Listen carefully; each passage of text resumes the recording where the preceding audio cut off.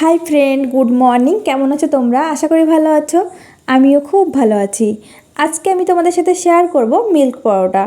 Regular সকালের নাস্তা হিসাবে আমরা কিন্তু পরোটা তৈরি করে থাকি, তবে সেটা ঘুরিয়ে যদি মিল্ক পরোটা তৈরি করা হয় তাহলে কিন্তু সবাই খুব খুশি হবে আর খুব মজা করেও খাবে। চলো তোমাদের সাথে এই রেসিপিটা শেয়ার করে নিই।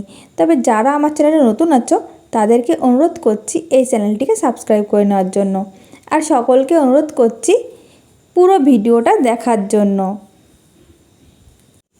এই পরোটা তৈরির জন্য আমি নিয়েছি 1 কাপ ময়দা। তোমরা কিন্তু ময়দার জায়গায় আটাও নিতে পারো।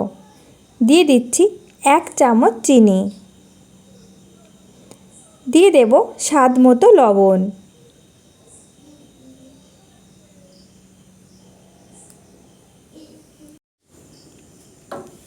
দিয়ে দেব 1 টেবিল চামচ রান্নার সাদা তেল। এখন ভালো করে ময়দার সাথে মিশিয়ে নিতে হবে। হাত দিয়ে চেপে চেপে ময়দার সাথে মিশিয়ে নেব।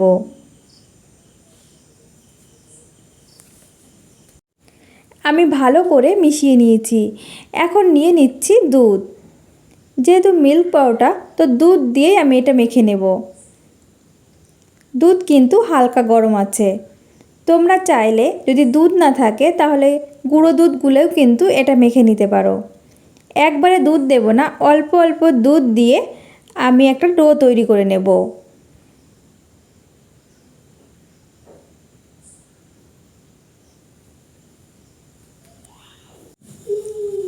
ডো আমি তৈরি করে নিয়েছি। এখন লেচি কেটে নেব। একটু বড় বড় করেই আমি লেচি কেটে নিচ্ছি। তোমরা তোমাদের পছন্দ মতো কিন্তু লেচি কেটে নিতে পারো।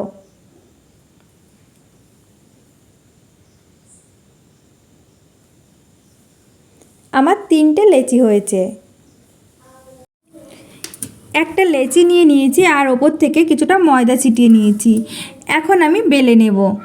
এই পরোটা একটু পাতলা আর বড় করেই বেলে নিতে হবে।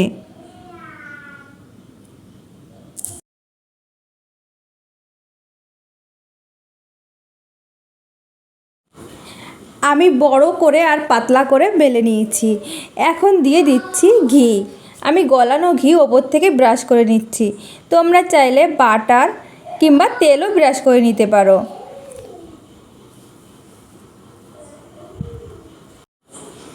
ঘি আমি সব জায়গায় ভালো করে ব্রাশ করে নিয়েছি। এখন নিয়ে নেব গুঁড়ো দুধ।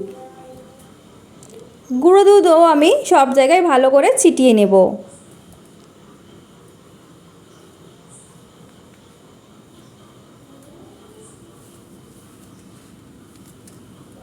দেখো আমি সব জায়গায় ভালো করে ছিটিয়ে নিয়েছি। এখন ফোল্ড করে নেব।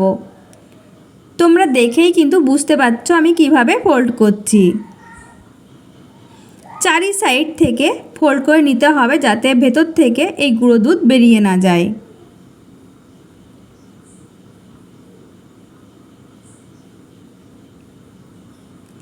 এখন আমি আবারও একটু ময়দা ছিটিয়ে নেব, আবার আলতো হাতে বেলে নেব। খুব জোরে প্রেসার করে বেললে কিন্তু ভেতর থেকে এই গুঁড়ো দুধ বেরিয়ে যাবে, তারপর ফুলবে না। আমার বেলে নেওয়া হয়ে গেছে। এখন চলে যাব চুলাতে। চুলায় একটা তাওয়া বসিয়ে আমি ভালো করে গরম করে নিয়েছি। এখন আমি দিয়ে দিচ্ছি এই পরোটা। আমি হালকা করে এক সাইড সেঁকে নেব। আমি হালকা করে এক সাইড সেঁকে নিয়েছি।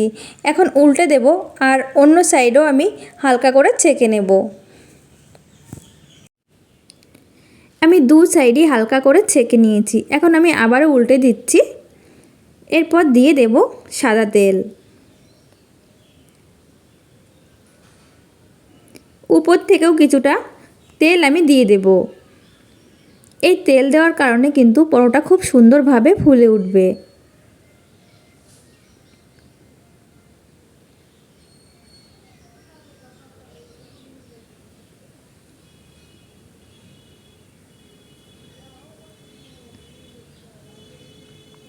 এখন আমি আবারও উল্টে দেব।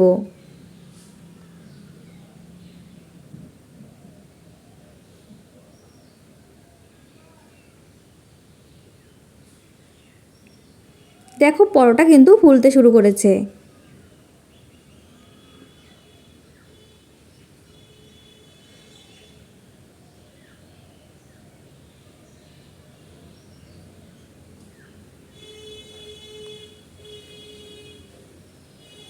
আমার এই পরোটা কিন্তু ভেজে নেওয়া হয়ে গেছে। আর এখন আমি এটা তুলে নেব। একই রকমভাবে বাকি পরোটাগুলো ভেজে নেব। আমার সবগুলো পরোটা ভেজে নেওয়া হয়ে গেছে। তো বন্ধুরা, তোমাদের কাছে এই পরোটার রেসিপিটা কেমন লেগেছে? এই পরোটা কিন্তু খুবই নরম আর সফট হয়। তোমরা একবার বাড়িতে ট্রাই করে দেখতে পারো, খেতে কিন্তু দারুণ। আর তোমাদের কাছে ভালো লাগলে লাইক, কমেন্ট এবং শেয়ার করে দিও।